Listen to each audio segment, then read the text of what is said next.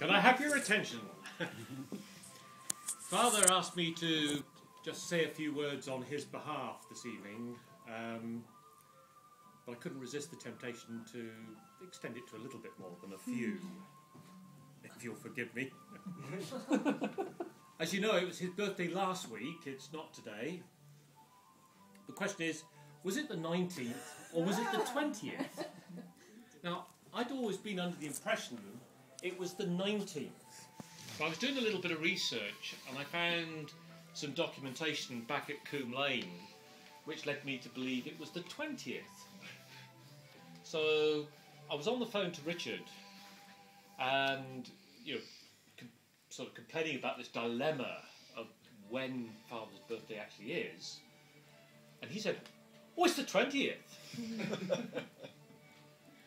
So I rang up on the 20th to wish Father a happy birthday, only to be met by a response which you might recognise as, "You're a day late."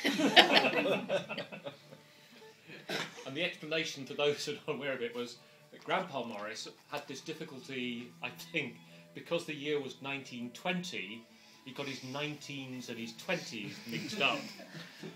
And in fact, although Father was born on the 20th, he's recorded on his birth certificate, I think, the 19th. You say your passport is the 19th.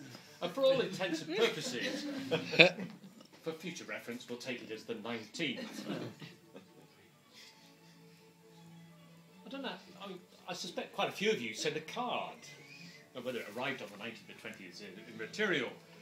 But when I tried to find the card, I thought, hey, rather nice idea to send an age card. So I was looking for a 90th birthday card.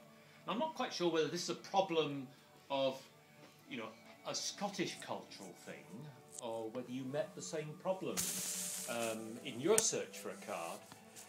But I found the only 90th birthday cards were in pale pink hues with flowers, which seemed to say that there was something about the birthday card industry which recognised that it was only females who survived to the grand old age of 90. I don't know whether you've had that experience or not, or whether it is just a Scottish thing that men just don't survive in Scotland until the age of 90. However, I think with a lot of care from Jean, Father has bucked that trend. He has indeed reached that milestone. I thought it'd be interesting, just to do a little bit of mining, and can I crave your indulgence for a little bit longer? It's only page one of a number of pages. To sort of dig around a little bit and come up with one or two sort of items of trivia which you mightn't be aware of. I started out by wondering who else had been born on the 19th of January in 1920.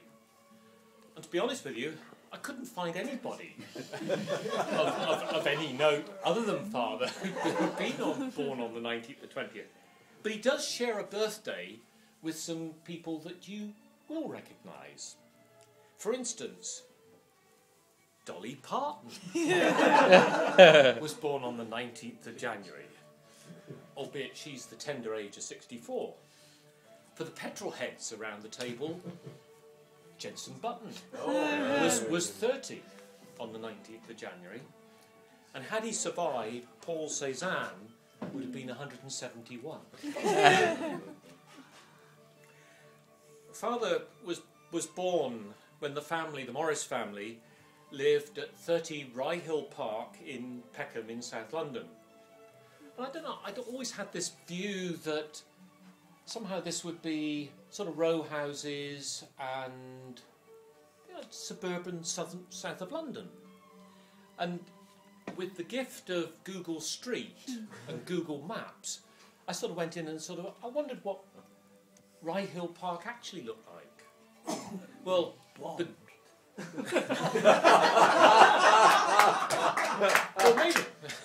maybe that explains why there's a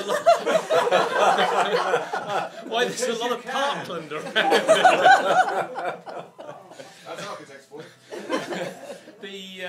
the Google Eye had been down Peckham Rye, the main road, but somehow hadn't actually got up Rye Hill Park. But looking at the map, it's the top of the road.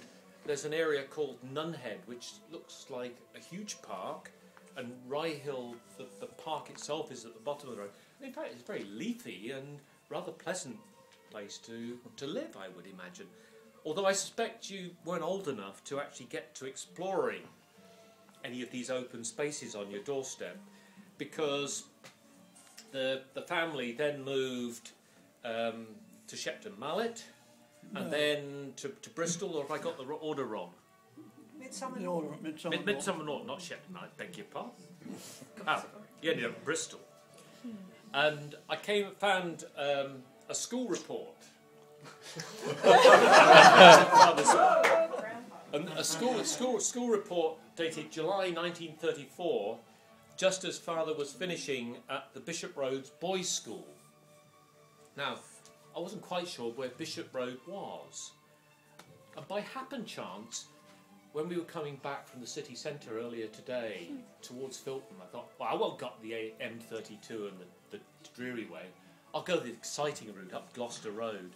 And the traffic was so chaotic that it sort of cut off, sort of up through Horfield, if any of you are familiar with that part of Bristol. And hey presto, we came across a crossroad, and there was Bishop Road. And the report said, excellent conduct, school prefect. Oh, darling!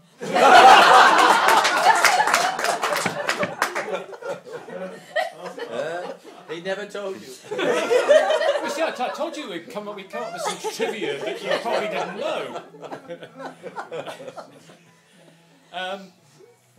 But the interesting thing is that, you know, Father was only 14 at that stage, 1934, and he left Bishop Road School with the intention of becoming an architect.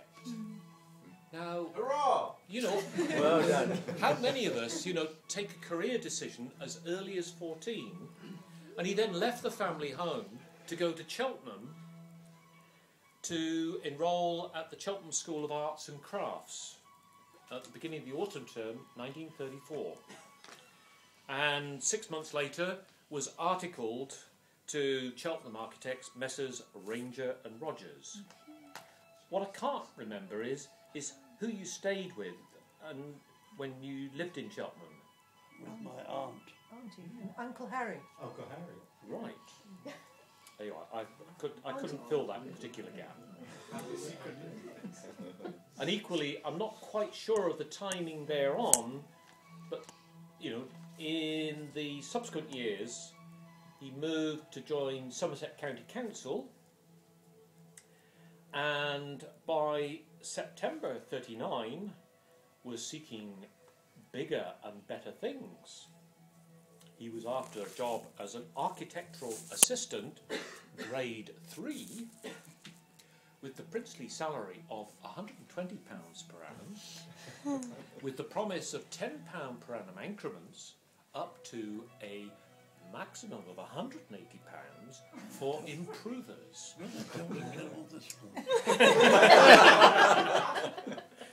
And at that time he got a reference from his boss who said he was above average ability as a draftsman and possessed good knowledge of building construction. However, the career progression was then interrupted by World War II. Initially serving as a dispatch rider in the British Expeditionary Force in France, was then evacuated, came back to Britain, was selected for officer training, which I think was predominantly centred on Lerwick, and then a stint at Aldershot, and ultimately was posted to India in January 1944, and that was with the Royal Engineers. And he served 2.5 years, the remaining period of the war, in India and Burma. Interesting little snippet emerged not so long ago. Do you remember there was a balmy American excusing any sensitivities amongst those present, You were right first time. who in Burma swam across the lake to Aung Suu Kyi's house. Yeah. And it appeared that Aung Suu Kyi, the house that Aung Suu Kyi is held in under house arrest, was used as a base for British officers in the war and during the campaign at that time. And Father has swum in the lake that this balmy American swam across. And I'm not so sure that not until quite recently still had the swimming trunks that you did it in. natty little woolen jobs, if I remember. I remember them. Captain Morris, as he reached that rank, number 237322. It was reported in the London Gazette in the 19th of September 1946, had been mentioned in dispatches for distinguished service. He was released at the rank of acting major in 46, but I was quite surprised that although discharged from released from active service, you weren't actually formally discharged from the army until 2 years later, in 1948, September 48. I didn't realise that if you'd served, that you weren't actually discharged from the army until a significant time later. Well, I've got the evidence. I know where to find the evidence.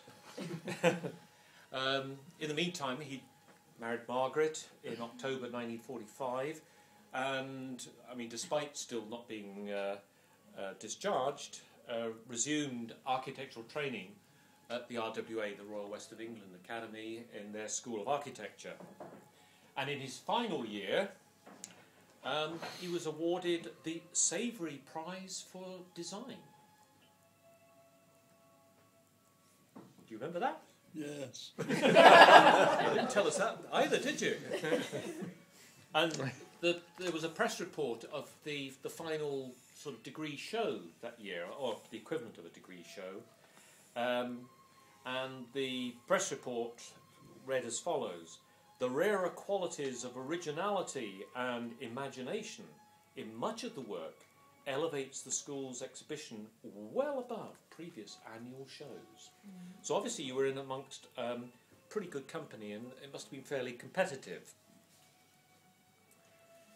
And at the time, David, note this, the then school principal declared that architecture is a great and enduring liberal art. I arrived on the scene in 1948 and Richard in 1951, and I think the next really big step in Father's architectural career was when he entered partnership with Tom Burrow and Julian's father Francis on the 6th of August 1952 and joined Burrow and Hannah. And I guess, without labouring the point, the more recent history then becomes rather better known to us all. But before wrapping up, I think there's one other person I would like to make special reference to, and really to say, a huge thank you on behalf of Father, and indeed all of us, and that's Jean. Both for looking after him, because I don't think he might be here without that care and attention, and more specifically for organising tonight's celebration.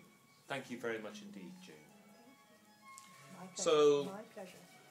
and finally, can I ask you all to be upstanding and to drink a toast to the birthday boy? Happy birthday. Happy Happy birthday. birthday.